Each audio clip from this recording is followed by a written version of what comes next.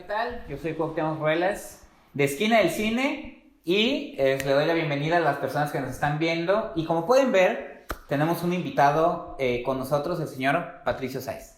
Hola, ¿qué tal? Mucho gusto, soy Patricio Sáez, gracias por la invitación. Así es, Patricio Sáez, para los que no saben, trabaja como guionista y productor en cine y televisión. Entre sus proyectos está una serie que se llamó 13 Miedos, Cloroformo, y tiene el guión de una de las películas mexicanas más exitosas de los últimos años, que es Nosotros los Nobles. ¿Cómo nace en ti el interés precisamente para dedicarte al guionismo? Entendiendo que en México casi siempre esa relación que se da con el guionismo es directamente el director dirige su propio guión. ¿Cómo te interesas tú por hacer específicamente guión? Pues mira, es muy extraña esa historia realmente, porque yo soy ingeniero de carrera originalmente, Yo soy ingeniero industrial, y yo me acuerdo que yo siempre había querido hacer cine, pero no tenía como de todo claro qué significaba hacer cine o qué era hacer cine, y quizá a mí lo que siempre más me gustó del cine son las historias, ¿sí me explico? Más que si la foto, que si los movimientos de cámara, o si lo que fuera, pues siempre me gustó mucho como las historias de las películas. Y ya después, pues que termino la preparatoria y que descubro un poco como el cine y su división de trabajo, descubrí que había algo que se llama como el guionismo, que era el encargado específicamente de escribir una historia y que él no tenía que dirigir, ni usar la cámara, ni nada de cosas. Y como que dije así, bueno, pues me suena como lo primero que me interesa del cine, lo primero que me gusta. Entonces, a lo largo de eso estuvo chistoso porque tuve la oportunidad de trabajar como productor. Y lo padre de ser productor es que te permite conocer como todas las áreas y te da como una visión realmente global del cine, y ahí sí, pues ya como que puedes escoger qué es lo que te gusta.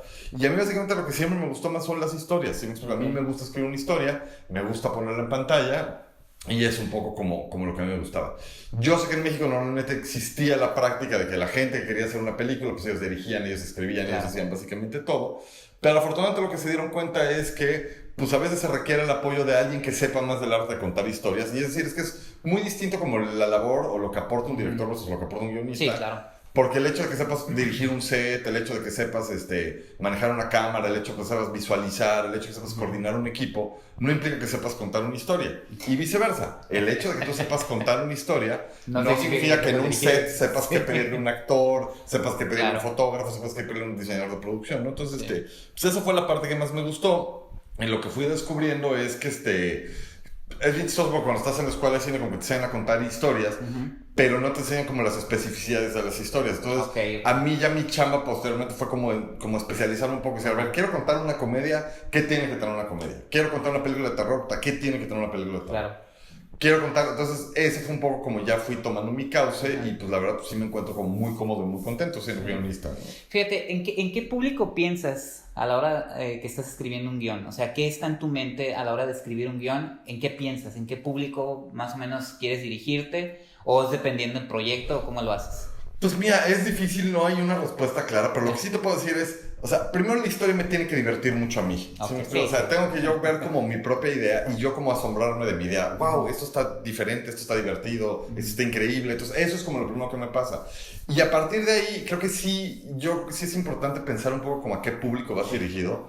Porque el hecho de que vas a hacer una película y tener la fantasía de que todo el mundo la va a ver y todo el mundo te va a aplaudir, pues no es cierto.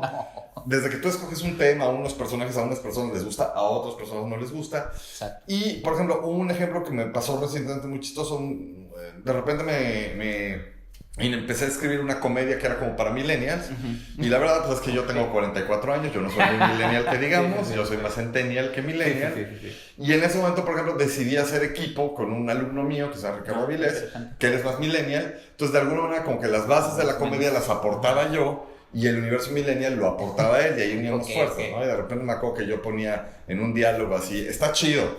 Y de repente Ricardo me decía, güey, la palabra chido no se usa desde los 80s. Entonces ya me regañaba. ¿En serio lo sigo usando? Pues bueno, yo tampoco soy millennial, ¿verdad? Bueno, vamos a ir los chavorrucos en lo nuestro. Entonces, es interesante porque sí pienso en el público, e intento ver la manera de acercarme al público. Y por ejemplo, lo que sí creo que es bien importante es decir, si voy a hacer una película de terror, o si voy a hacer una comedia o algo histórico, un thriller, un road movie, sí me pongo a ver muchas películas de ese género para estudiar cuáles son los patrones y para entender qué reglas se pueden romper y qué reglas no se pueden romper. Fíjate, ahorita que mencionas eso, ¿tienes algún tipo de metodología? O sea, cuando te sientas o en algún lugar específico, no sé. Pues mira, ahora sí la metodología es... Mira, hay como varios vicios que uno tiene como escritor, ¿no? Sí. Normalmente me gusta escribir muy temprano, como a las 5 o 6 de la mañana, y no hay una razón muy misteriosa. Las personas simplemente ahora nadie te está fregando. Es decir, no te están hablando del banco, no tienes que pagar la renta, no tienes que ir al súper, nada de eso. Puedes estar como plena concentración, es lo primero.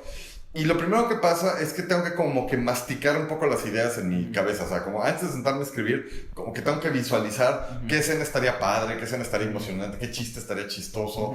Y como que me voy llenando. Y lo que me pasa siempre es que como que no escribo. Okay.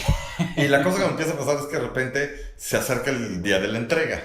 ¿Okay? Sí, y entonces lo que va a pasar es que normalmente ya estoy como tan lleno de cosas cuando se acerca el día de la entrega, que ya cuando me siento a escribir lo suelto todo de un golpe. Eso está interesante. Entonces como que o sea, ahora sí como pila de celular. Ahora sí que la presión... Me cargo y de repente ya libero todo, ¿no? No, eso está interesante. Entonces esa es una técnica que hago mucho, y para mí otra cosa que es muy importante es, mientras escribo, ¿qué música estoy escuchando? Okay. Si yo encuentro una música que me da como el sabor o el tono o lo que quiero de lo que estoy buscando, me pone en el mood y me suelto a escribir, puedo ser muy rápido escribiendo. Entonces para mí, y es bien chistoso porque luego cuando coescribo con otros compañeros o con trabajo, a unos les estorba la música y se desconcentran. Eso está interesante. Y para mí es súper básica la música. Para mí sí es muy importante, ¿no?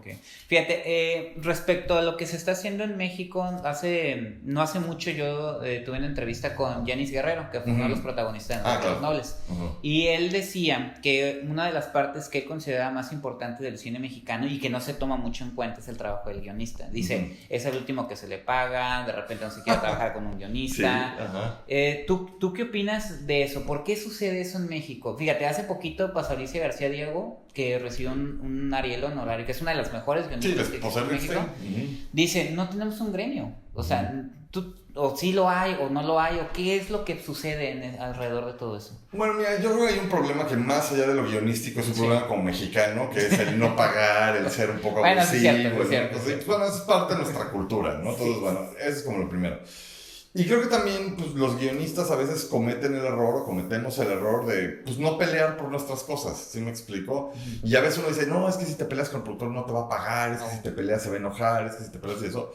Y creo que uno puede pelear siendo decente, siendo educado, no tienes que ser agresivo necesariamente en todo. A fin de cuentas es tu trabajo también. Es tu trabajo. Y mira, a mí un amigo que me enseñó una muy buena regla hace muchos años, él me dijo, mira, cuando vas a entrar a un proyecto siempre va a haber una bronca.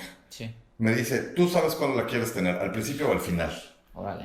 Y entonces yo con esa regla entendí que es mejor echarte la bronca al principio de, oye, ¿cuánto me vas a pagar? ¿Y cómo vas a pagar? ¿Y en qué momento? Y todo. Ya nos peleamos, nos odiamos a muerte, pero ya una vez que llegamos a una solución, el resto del proyecto es muy placentero. Claro.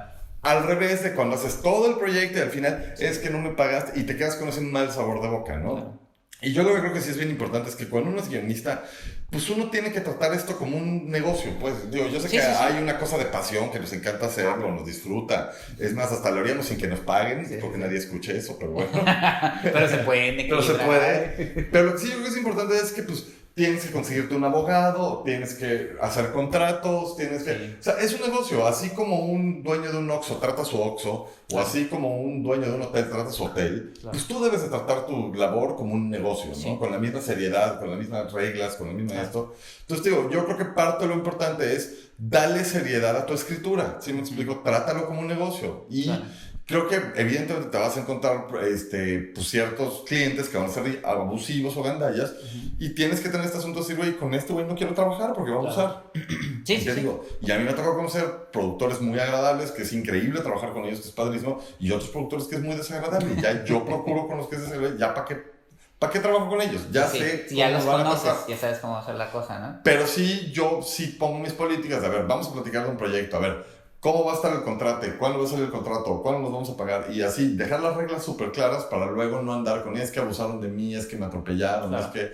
Y creo que muchos de los guionistas son muy agachones o por miedo al productor, o por miedo a ciertas cosas no pelean, o no entienden la manera... la bronca, ¿no? Por evitarse la bronca. Y creo que lo importante es saber negociar. O sea, tú tienes que saber, porque también, como he sido productor, me pongo del otro lado, que también es difícil como conseguir el dinero, financiar el asunto y todo. Tratar de encontrar como algo que convenga a los dos, porque finalmente el chiste o el objetivo es que todos quieren hacer una buena película, o todos deberíamos de querer hacer una buena película. Respecto a eso, fíjate, se habla mucho, ahorita que estoy diciendo, quieren hacer una buena película, dentro del cine mexicano se habla de cuando a veces se quieren parecer mucho a Hollywood, pero también, o son películas muy, muy arraigadas al estilo mexicano. Y hace poco Tenoch Huerta decía, tienes que mantener tu esencia mexicana, pero también como saber modificar. ¿Qué partes tú consideras se deben de mantener que sean identificables de un cine que hacen, bueno, el cine, uh-huh, pero que lo hacen en México, uh-huh, y que pueden adaptar para entrar a un mercado mayor, como cine comercial y crear una industria, ¿no? Pues mira, es un debate muy difícil porque de alguna manera, pues, quieres hacer tu película es algo importante para ti, es un rol de expresión personal, pero pues al mismo tiempo quieres que la vean, quieres que sea rentable, quieres que te dé dinero para hacer la que sigue, uh-huh, quieres todas estas cosas, ¿no? Y yo creo que hay una cosa que creo que sí no podemos olvidar es, finalmente, yo creo que independientemente del cine que te guste, o tus influencias y todo, pues vives adentro de una cultura y existes para servir esa cultura o esa sociedad, ¿va? O sea, yo creo que una película es buena o mala en la medida en que tiene un impacto en esa sociedad, llámese premios, llámese dinero de taquilla, pero que tenga un impacto, ¿no? Entonces, lo que creo que es bien importante es, pues sí, no podemos olvidar el país en el que vivimos, con todas las cosas hermosas que tiene México, con todas las cosas espantosas y horribles que tiene México, con todas nuestras contradicciones, con todas nuestras carencias, con todas nuestras riquezas. Entonces, creo que esa es una cosa que no puedes dejar de ver, ¿no? Alguna vez tenía yo un amigo que me decía, es que yo quiero hacer una película de un golem en México. Y yo decía, ¿quién va a querer ver un golem en México? Porque no es algo culturalmente cercano a nosotros, ¿sí me explico? Sí. Y claro, si te haces una película de posesiones en México, ¿por qué va a funcionar? Porque tenemos toda nuestra educación católica, y vamos el domingo a misa, y luego nos salimos de misa y pecamos, y luego nos vamos a confesar el otro día. Entonces, nuestras contradicciones, como dices, ¿no? Habla mucho de nuestra cultura, ¿no? Y creo que los países que han sabido hacer su cine muy bien es porque saben explotar su cultura. Entonces creo que sí, hay que estudiar cine de otros lados. Digo, creo que el cine gringo pues, es un cine muy bien narrado. Creo que los gringos son los amos de la narración.